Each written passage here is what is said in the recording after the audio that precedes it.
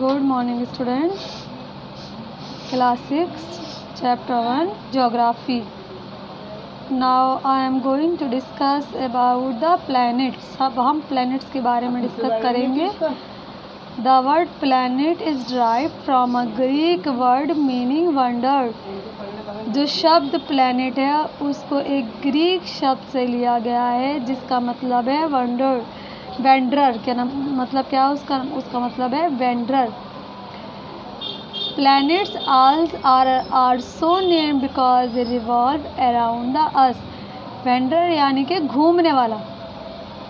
Vendor क्या जो चीज़ घूमे किसी के इर्द गिर्द, इसीलिए अपने नेम के हिसाब से प्लैनेट सूरज के चारों तरफ इर्द गिर्द घूमते रहते हैं. There are 8 planets in the solar system. हम सब जानते हैं कि सोलर सिस्टम में 8 प्लैनेट्स होते हैं. उनका नाम क्या क्या है? सन के अलावा जो 8 प्लैनेट्स होते हैं Mercury, Venus, earth, Mars, Jupiter, Saturn, Uranus and Neptune. Planets do not have their own heat and light. हम सबको पता है कि प्लैनेट्स की अपनी खुद की हीट और लाइट नहीं होती बल्कि वो सूरज से हीट और लाइट लेते हैं. As they are made of solid material and gases. ये किसके बने होते हैं? सॉलिड मटेरियल और गैसेस के. They reflect the light receive from the sun. और ये सूरज से निकलने वाली रोशनी को हासिल करते हैं, यानी कि सूरज से ये लाइट हासिल करते हैं और उसी रोशनी से चमकते हैं या रिफ्लेक्ट होते हैं. In descending order of their size the planet are. अगर हम इनको डिसेंडिंग ऑर्डर में अरेंज करते हैं तो ये क्या हो जाएंगे? डिसेंडिंग ऑर्डर यानी घटती हुई तरतीब. पहले आएगा जुपिटर यानी कि सबसे बड़ा, फिर Saturn, Uranus, Neptune, Earth, Venus, Mars and Mercury. All planets are spherical in shape. सारे ही प्लैनेट्स का जो शेप होता है वो स्फेरिकल होता है. Some of them have distinct features. हर एक प्लैनेट के कुछ अलग फीचर्स होते हैं जो उसको दूसरे प्लैनेट से डिफ्रेंशिएट करते हैं. देखिए, Venus is the brightest object in the sky. आसमान में जो सबसे ज़्यादा चमकीला और चमकने वाला प्लैनेट या ऑब्जेक्ट है वो है Venus. After the sun and moon. सूरज और चांद के बाद जो दूसरा सबसे चमकदार ऑब्जेक्ट आसमान में पाया जाता है वो है Venus. It is often called the morning star. हम इसको मॉर्निंग स्टार भी कहते हैं.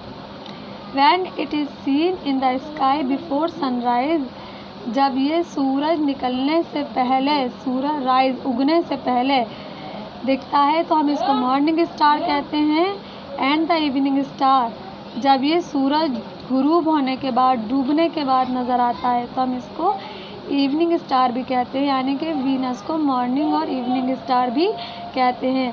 मॉर्निंग स्टार कब? जब ये सूरज निकलने से पहले दिखता है और डूबने के बाद दिखता है तो evening star. Mars as a reddish appearance. और जो मार्स हमारा प्लैनेट है उसका दिखने में कैसा है? लाल, reddish. And it is refer to as a red planet. इसीलिए इसका नाम रेड प्लैनेट पड़ गया है और हम इसको रेड प्लैनेट भी कहते हैं. Saturn is the 6th planet from the sun. सूरज से जो छठा प्लैनेट है वो सैटर्न है. It has ring around it. और इसके चारों तरफ रिंग बनी हुई हैं. Jupiter, Uranus and Neptune also have rings around them. इसके अलावा यानी सैटर्न के अलावा जुपिटर, यूरेनस और नेपट्यून के चारों तरफ भी रिंग पाई जाती हैं. Mercury, Venus, Earth and Mars को हम क्या कहते हैं? Are known as inner planet. आपसे कोई पूछता है कि इनर प्लैनेट कौन कौन से हैं, आप कहोगे Mercury, Venus, Earth and Mars. As they are made of rocks. किससे बने हुए हैं? ये रॉक से बने हुए हैं. They are also called terrestrial planets. इनको हम टेरेस्टेरियल प्लैनेट भी कहते हैं. Jupiter, Saturn, Uranus and Neptune are also known as the outer planet. और आउटर प्लैनेट्स कौन से हुए आपके? Jupiter, Saturn, Uranus and Neptune. These 4 planets are called the outer planets. We also call them gas giant as they are made of gases. इनको हम gas giant भी कहते हैं कि ये गैसेस से बने हुए हैं. with very small rocky cores. और इसमें जो रॉक का मटेरियल है कोर्स के फॉर्म में वो बहुत कम मात्रा में शामिल है. Planets have 2 types of movement. सारे ही प्लैनेट्स में 2 तरह की हरकत या मूवमेंट पाई जाती है। एक को हम कहते हैं रोटेशन, दूसरे को कहते हैं revolution. Each planet has its own axis. Her planet की खुद की एक्सिस होती है जिस पर वो रोटेट करता है या घूमता है या स्पिन करता है।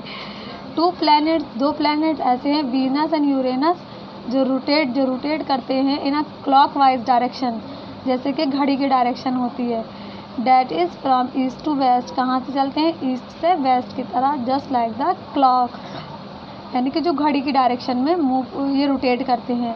All the other planets rotate in an anti clock direction. जबकि बाकी जो दूसरे प्लैनेट्स हैं वो उल्टी डायरेक्शन में, यानी कि वेस्ट टू ईस्ट रोटेट करते हैं, एंटी क्लॉकवाइज डायरेक्शन में रोटेट करते हैं। अब हम बात करते हैं revolution. The planets also revolve around the sun in a fixed path. सारे जो प्लैनेट्स होते हैं वो सूरज के चारों तरफ रिवॉल्व करते हैं एक फिक्स्ड पाथ पे, और इस फिक्स्ड पाथ को हम कहते हैं orbit. The path of revolution of each planet is egg shaped. हर एक प्लैनेट का जो रेवोल्यूशन का रास्ता होता है वो किस तरह का होता है? जैसे कि एग आप जानते हैं, एग शेप्ड होता है, और इलेप्टिकल भी, या इलेप्टिकल बोल सकते हैं उसको हम, ये egg shaped. And it is known as orbit. जो मैंने अभी आपको बताया था, इस फिक्स्ड पाथ को हम कहते हैं orbit. Each planet take a different time to period one rotation. हर एक प्लैनेट एक रोटेशन पूरा करने में जो टाइम लेता है वो अलग अलग होता है, और ये वजह है उनकी दूरी सूरज से। जो सूरज के करीब हैं वो जल्दी ये चक्कर पूरा कर लेते हैं, और जो दूर है उनको ये चक्कर पूरा करने में, ये रोटेशन पूरा करने में ज़्यादा टाइम लगता है। इसलिए कहा गया इस planet take a different time period to complete one rotation about its axis and one revolution around the sun. और सन के चारों तरफ ये चक्कर पूरा करने में, क्योंकि सबकी दूरी सूरज से अलग अलग है। नेक्स्ट टॉपिक हम हमारे नेक्स्ट वीडियो में डिस्कस करेंगे। Thank you very much.